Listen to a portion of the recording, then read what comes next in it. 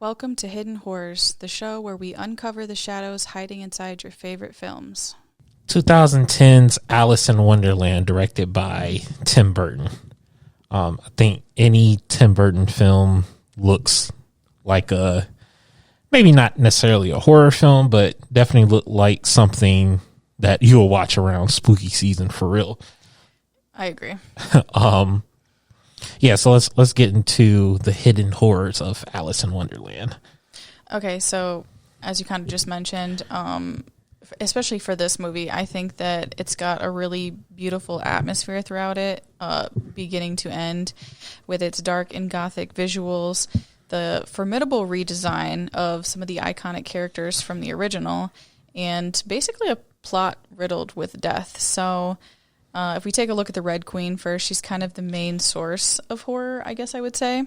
How so? For me. Okay, so, I mean, again, we talk about the constant threat of death, and we see it throughout where she's just, casually yelling off with their heads. And, this isn't, something she's like, oh, I'm annoyed with you, get out of my face. It's like, no, we're really going to take you over here and we're going to kill you. So it's a reality for everybody kind of surrounding her and not just an empty threat. And like I just said, she frequently executes her subjects over minor things. Some of the other imagery that I really like is her moat full of severed heads. And we see Alice having to jump across that, and I think we can only assume that those are probably her victims, and I think that's pretty dark to just have your castle surrounded with the heads of people that you've killed. I mean, if you think back, hundreds of years ago, they used to have, some places like that used to have heads on a stake? Yeah, or stake or whatever, just kind of on the outside of the castle, so people know. I don't recall basically that. But that was a thing in some places. I feel didn't like pay attention in history class, so there's that. I'm sure it happened in some places. I'm sure it did, but and then I think about the moat thing too. I think that a lot of times they would fill them with alligators or something, crocodiles. So if you tried to get across, obviously you weren't gonna make it.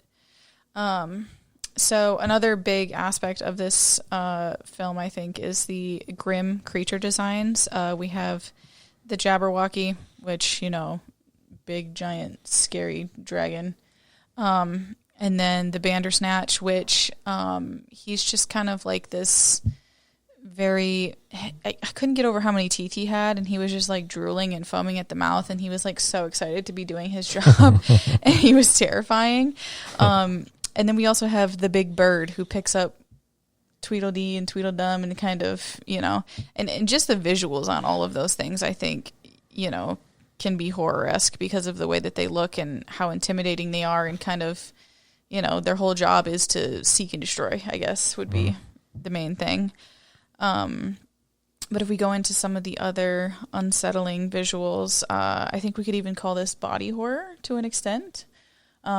Obviously, we have the queen in her overinflated head, but then we also see kind of her underlings, her minions, whatever you want to call them.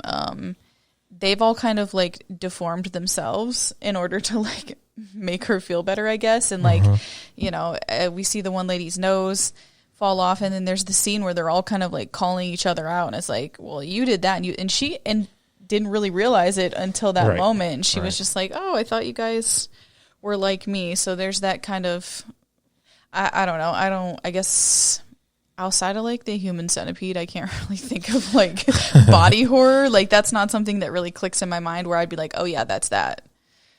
But it's just that one movie. I'm trying to think of other movies you might have seen. Just because I'm so traumatized by that.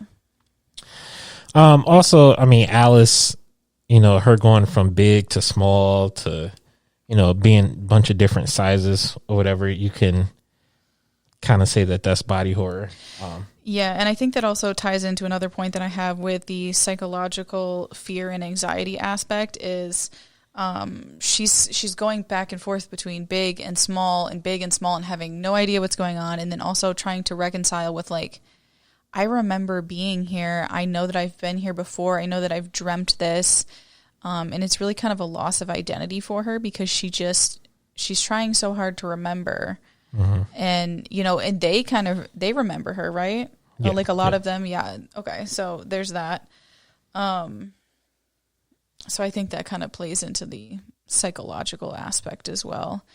But if we backtrack a little bit here, obviously we see that Wonderland is very dark and barren, and it's very different from the whimsical Wonderland itself. And it's just kind of decrepit and dead. And you just get that feeling of like dread when you look at it and see them traveling through it and all of that kind of stuff.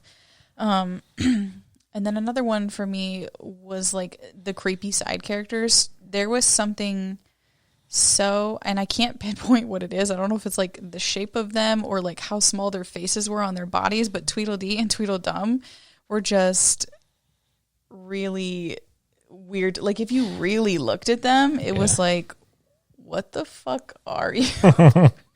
So that was one thing that stuck out to me. But then we also have, the fear of the unknown, which I think we see in a lot of films.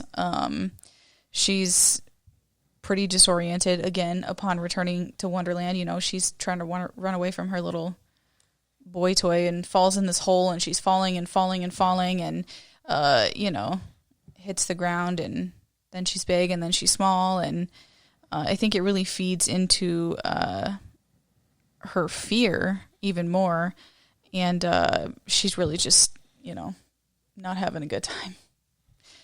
And then I think my last point is the imposed conformity that we kind of see outside, like in real life. She doesn't really want to go to this party. She's not really interested in it. She's supposed to be in this arranged marriage that she does not want any part of. And I guess, arranged marriages are still a thing today, but even more common back then. And I think that's a horror within itself, because ain't no fucking way that like you think King fucking Timothy over here is going to be my husband just because he's fancy and has money. Absolutely not. So I think that was really a big part of that too.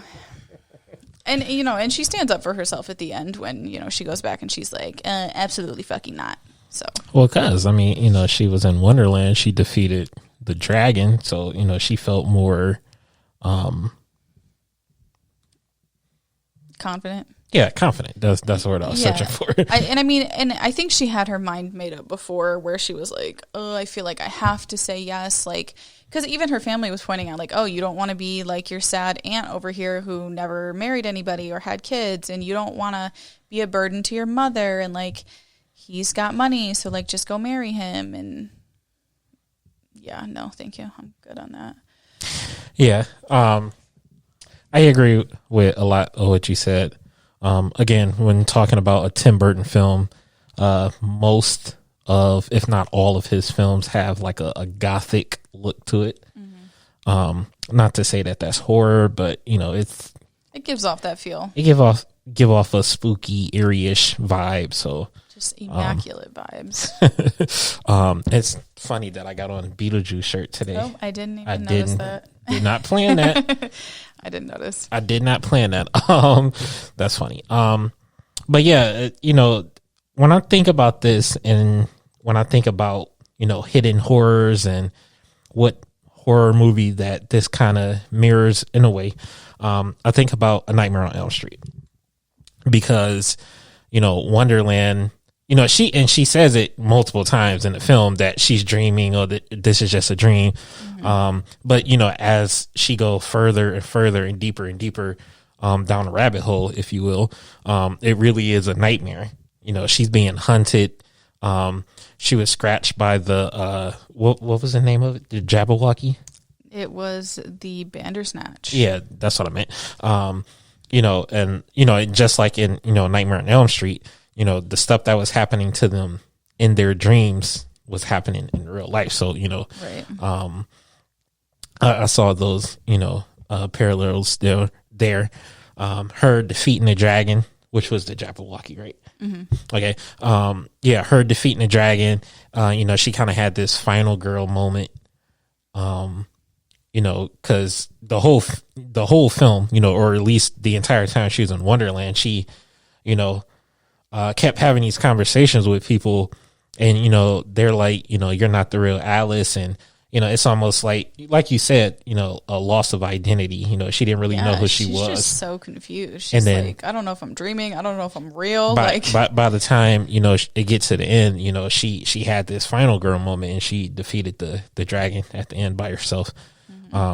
So yeah, I mean, I think it. I never would have thought of that, but I mean, it makes sense.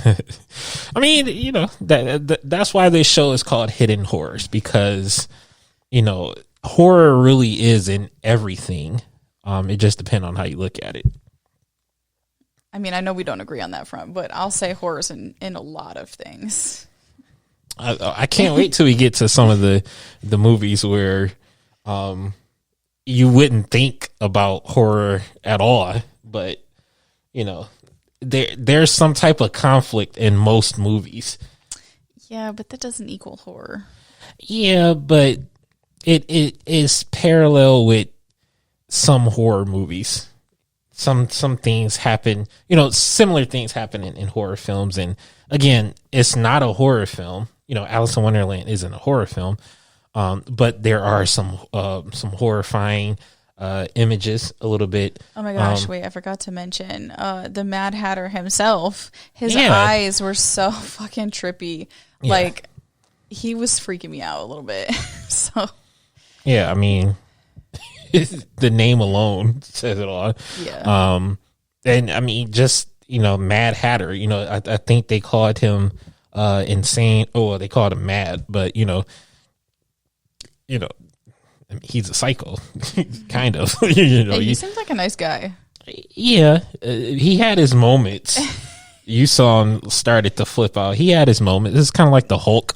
I mean, but was it a valid freak out though? Because I feel like it gets to a point where it's like we get it, we understand. Hey, everybody can't crash out. But no, I think this is a really good film for Hidden Horrors, just because again, you have Tim Burton, you have the spooky look. There's a lot of themes that kind of fit into horror films, and there's a lot of seriousness with it. Loss of identity. Like I said, that final girl moment that she had. So I think it's a perfect fit for this show. I agree.